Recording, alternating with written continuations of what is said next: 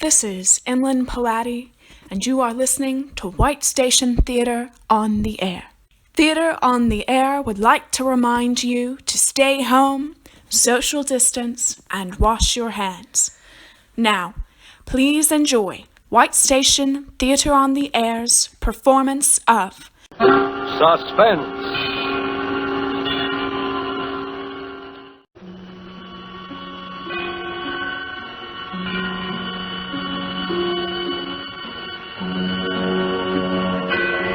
I wish I hadn't let Ruth talk me into serving that last car that came into the drive-in that rainy night. It was late, and I was tired. I'd been on my feet all day, carrying heavy trays, hopping to it with impatient people, glaring their headlights on and off in my eyes, and heaven knows there are a lot of impatient people in Hollywood. We car hops don't have an easy time of it. Talk about your mail carriers? Well, we're the same. Raining or blowing or boiling hot, we've got to get through with that tray, or know the reason why. Tired, hungry people who sit back in their cars and expect $1 million worth of service for a 10-cent tip. Why do we do it? Sure, there are other ways of making a living in Hollywood, but not many hold that glittering promise that maybe someday, somehow, someone will say, "Why, that girl looks like Lana Turner." Yes, at least her hair is done up. Oh, I think I could use her, Renee. The musical version of the Forsyth Saga. Oh, she'd be great in color. I think I'll ask her to come out to the studio. Yes, I know. Maybe it doesn't happen often, but there's always the chance, and there's always that hope. That's what keeps us going, I guess. But there are other things that can happen in a drive-in that aren't on the menu. Like that rainy night I was telling you about, when I let Ruth talk me into serving that last car that came in. Millie, listen. Please take his order, will you? I got 3 cars, and Oh, look at the clock, will you? It's nearly midnight. I'm off duty. Oh, please, Miller, just once more, would you? My date's waiting. I'll do the same for you someday. Oh, but Ruth... Say, what's the matter with him? Can't he read? Please do not honk your horn. It looks square enough to me. It's a doctor's car. You see, he's probably in a rush. Anyway, you got nobody waiting for you. All right. Oh, gee, thanks, Mill. It was true. I had no one waiting for me. Only the bus that was going to take me to Glendale, where I lived alone in an apartment. So I buttoned up my raincoat and took a menu over to the car. Good evening. Never mind the menu, just some black coffee, a pot of it, and a ham sandwich. Please, hurry it.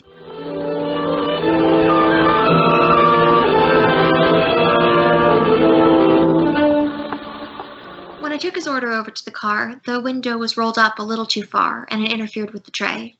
So I reached in to wind it down. When I touched the handle, it felt wet and kind of sticky too, but I didn't think anything of it. I got the tray firmly set, and then I looked up at my hand. It was red as blood. I looked up quickly at him. Oh, I'm sorry. I'm Dr. Morgan. I just had an emergency in the car. Oh, an accident? Yes, Sunset and Vine. Quite a crash. I just happened by and I took one of them to the hospital. Oh, gee, that's a shame.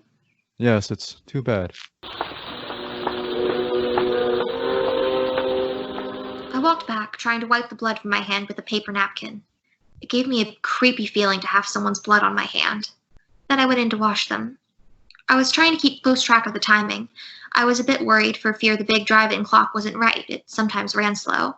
So I took a coin from my apron pocket. I figured it was worth a nickel not to miss the last bus to Glendale. I walked over to the payphone and was about to drop the nickel in when I saw he was leaning back on the horn and beckoning to me at the same time. I put the nickel back in my pocket and I hurried off towards him. I'm sorry, but I'm in a hurry. I haven't time for this coffee to cool off. I'll take the sandwich with me, though. How much do I owe you? Well, that'll be 42 cents. Oh, here you are. Thank you.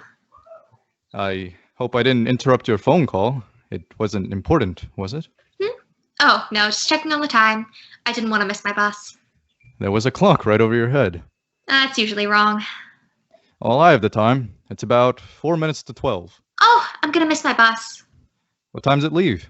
At midnight from Hollywood and La Brea. Well, hop in. I'll take you. I'm going right past there. Oh, would you? I'll take the tray and I'll be right back. I still might be able to make it. Okay. In my hurry to unhook the tray from the window, I gave it a jerk and it fell crashing to the ground. Oh, dear. Ruth? Okay, Ruth, just help me with these things, will you? I'm gonna miss my bus. Oh, go ahead, Mill. I'll get it. We picked up the things quickly, and Ruth went off with the tray. I started to run around the other side of the car when I noticed something shiny on the ground. It was one of the shakers that had fallen from the tray. I picked it up and started toward the driveway. Why don't you just put that in your pocket? You can return it tomorrow. Come on, you're gonna miss your bus. I put the shaker in my apron pocket, and I rushed over to the other side of the car. He opened the door for me, and I was just about to get in when I hesitated. I wasn't used to doing this kind of thing. The other girls sometimes let their customers drive them home, but I never did. Still, he looked so decent, and Come on, you'll miss it. Then he reached out as if to help me in, and I thought that he was really concerned about my missing the bus, because he seemed to pull me into the car. First thing I knew, I was sitting beside him. Then the door slammed, and we were driving off.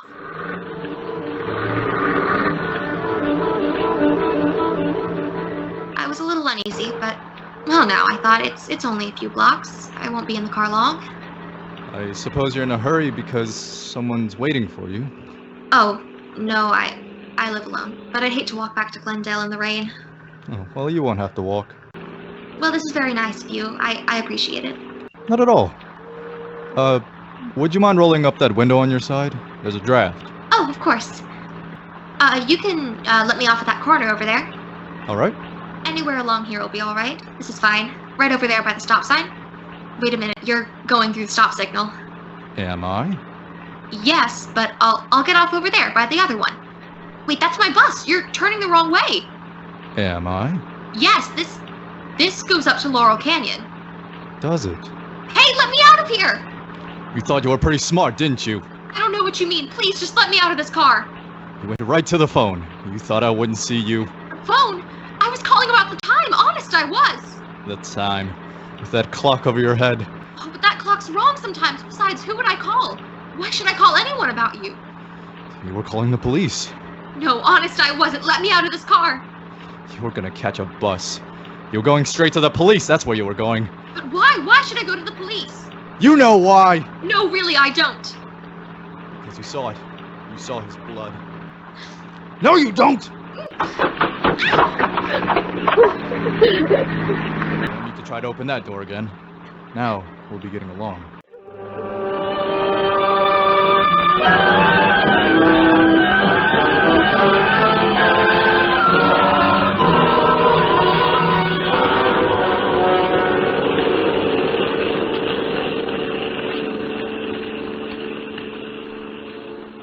That last try to get out, he broke the handle off the door. All the strength seemed to go out of my body. I just sat there as we drove on. He passed a few people in some cars in the next blocks, and I thought of calling out, but then I knew why he'd asked me to roll up the window when I'd first gotten into the car. And then we were at the mouth of the canyon, and I could see the road dark and lonely up ahead. Then the car twisted and swerved. My arm ached from where his fingers had dug into it when I tried to jump out. I looked at him from the corner of my eye. He hadn't seemed like a criminal back at the drive-in, and he didn't seem like one now. His jaw was rough and needed a shave, though his face, well, it wasn't like a criminal's at all. It was so tired. Quit staring at me. Oh, look, I didn't know anything about you. Honest, I didn't. Please let me go. You know something about me now. Well, I won't tell anybody. Whatever it is, I promise I won't. A woman's promises. Remind me to tell you a story about a woman who promised. Oh, let me out. Please let me out right here. It's a long way back to Glendale. That's all the better. It'll take me hours to get back, and you'll be miles away by then. I'm not taking any chances with you, kid. Well, please let me out. I've got to get back. You said no one was waiting for you. You live alone, don't you? No one will miss you. We both heard the siren then. He looked quickly in the rear vision mirror. Then he took a gun from his pocket and he turned to me. If that's for us and we're stopped, remember this. I've used this gun before, tonight, and I can use it again if I have to. No! If I'm taken, you'll go first. Now listen, I'm a doctor, you're a nurse. We're heading for an emergency. Go on now and don't try to pull anything.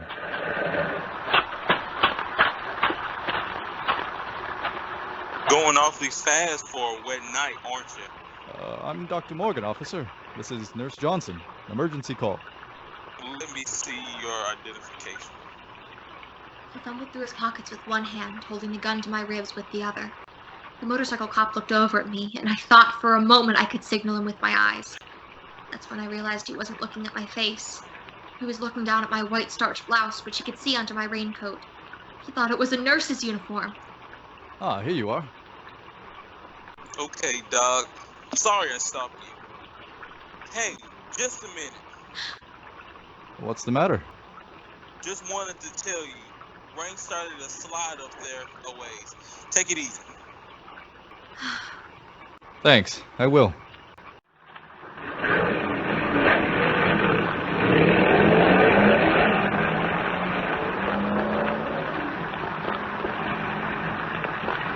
You're not Dr. Morgan, are you? What do you think?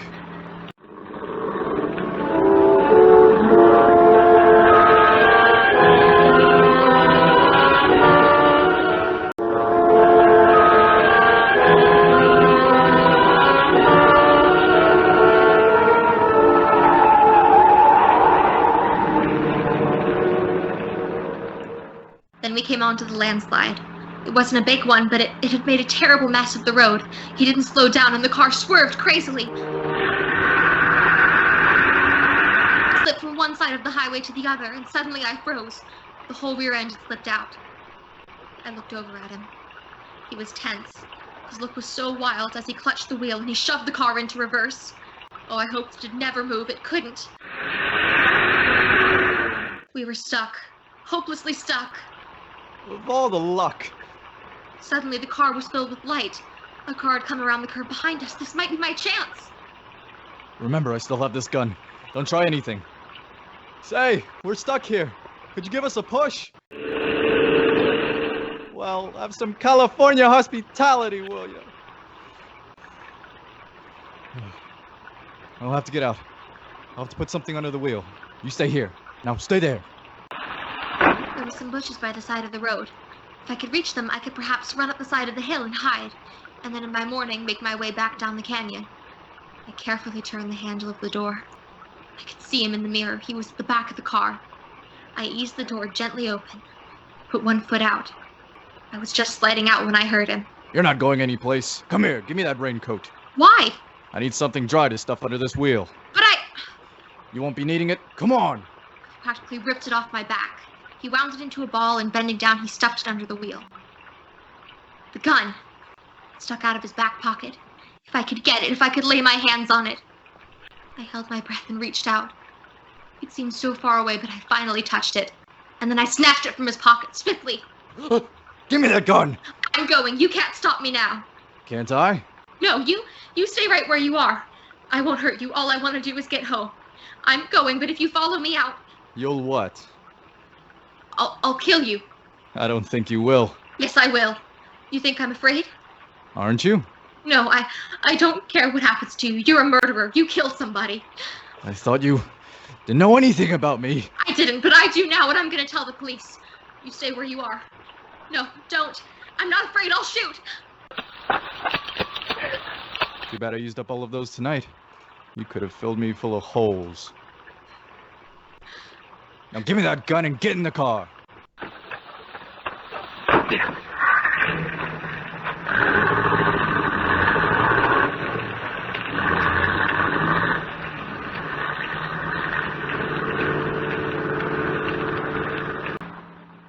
Are you going to kill me? What do you think?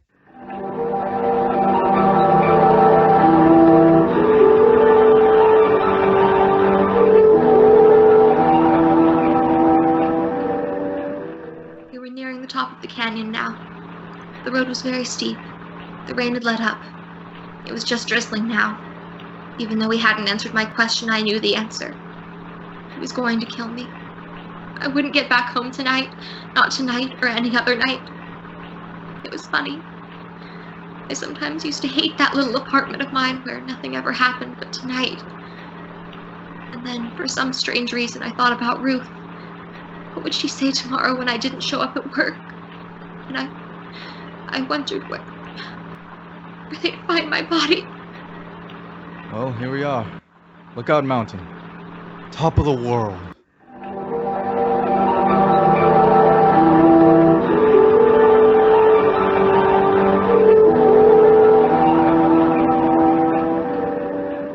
Suddenly, we came over the crest crest of the hill. Way down below, the city stretched out for miles. Millions of lights glittering in the rain. For a moment, I forgot everything. It was the most beautiful sight I'd ever seen. Ever been up here before? No, Nice, isn't it? yes. I used to come up here with a girl once. We used to sit and talk for hours. Come on, we'll get a better view if we get out. I knew it was foolish to argue with him, so I followed him. But as he walked over toward the edge, I became frightened. It was such a steep drop. Well, come on. I'm afraid to get so close to the edge. You won't fall. Look, that's Los Angeles over there. That bright line of lights is Western Avenue. I went to school somewhere along in there. I used to get in all sorts of trouble at school, but I got by. I managed. Everyone said I'd grow out of it. But over that way, towards the ocean, that's Westwood. That's where she lived. This girl I was telling you about. That was the best part of my life, I guess. That's when they said marriage and a wife would straighten me out. Marriage and a wife would straighten me out in Westwood, they said. Does your wife still live there? No. She's dead. Oh, I'm sorry. You needn't be. I killed her. Why? Because she couldn't keep her promises. Did you kill her tonight? No. A long time ago. The jury said I was insane. But I think it was the sanest thing I ever did. They put me in an asylum. But you know what it's like being locked up year after year when you know there's nothing wrong with you? No. No, I don't. It isn't good. You do anything to get out. Anything. Anything at all. I knew if I could keep him talking, maybe a car would come along. Maybe something would happen. It was my only chance. What are you thinking about? You killed someone else tonight, didn't you? Yes. Dr. Morgan? Yes. He was one of the men who thought I was insane. Why did you do it? I wanted his car to get away in. I didn't want to be locked up anymore. He'll catch you. No, they won't find the doctor for several days. I saw to that. How can you be so sure? I do things thoroughly. What are you gonna do now? Well, first I'm going to... Then I guess I'll go south. I knew what he meant by that pause. I started to back away slowly. I'd made a mistake by reminding him of the present. My hands went instinctively to my apron pocket for something to defend myself with. I knew there was a pencil there. It was sharp. Maybe I could scratch him or hurt him in some way with it, but when I reached for it, I felt something else instead. Something cold and hard. I was puzzled for a moment, and then I remembered. It was the shaker I'd picked up at the drive-in. Stand still! And then he started moving toward me. Me with only a pencil and a shaker to defend myself with. It's too bad I came into that drive-in tonight. Well, why did you? Because I was hungry. Because I hadn't eaten for a long time. Weren't you afraid that someone would see you? No alarm had gone out. How did you know? I knew. If only you hadn't rolled that window down. Well, if you're sorry, why don't you let me go? It's too late to. What's that? With a sudden movement, his arms were around me in a tight embrace. I started to scream, but then suddenly, his lips closed over mine. Pushing my head back roughly, he kissed me. I could scarcely breathe, and I felt the car's headlights on us like a spotlight. Oh, just look at this view, will ya? I'll have to do this in a picture sometime. Can't you see you're interrupting something? Come on, drive on, will ya? Okay. And in all this rain, you'd think people would have some more sense. Oh, shush. He held me a moment longer, and when the car had gone, he released me. My pencil had fallen to the ground. I was left with only the shaker in my hand. I held it nervously, and then I felt the top coming off. I felt the contents spilling in my hand. What have you got in your hand? Nothing. Give it to me! No! Give it to me! He grabbed my wrist and pulled me toward him. We were moving to the edge of the cliff, but my other hand was free, and I threw the contents of the shaker into his face. Ah! Oh! His hands flew to his face in an effort to clear his eyes, but I knew it was too late. The pepper had blinded him. He lunged out for me, but I stepped aside quickly, and he slipped in the mud. His hands went out to steady himself. He clawed frantically at the thin air, and then I saw him fall backwards over the edge. Then my strength gave way, and I felt myself sinking to the ground.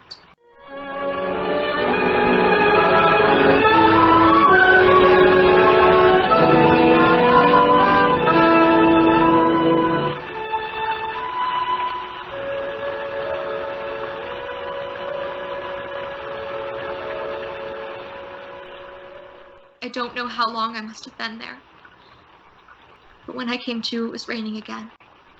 I was soaked to the skin, and there was mud caked in my hair. There was no one in sight. The lights of Los Angeles stretched out in a pattern peacefully below, and I knew that somewhere at the foot of those hills was Glendale, my apartment. I rose slowly to my feet, and I started back toward the road. Somehow, everything that had happened had seemed unreal, like a dream. Everything. The way he kissed me, to keep me from crying out.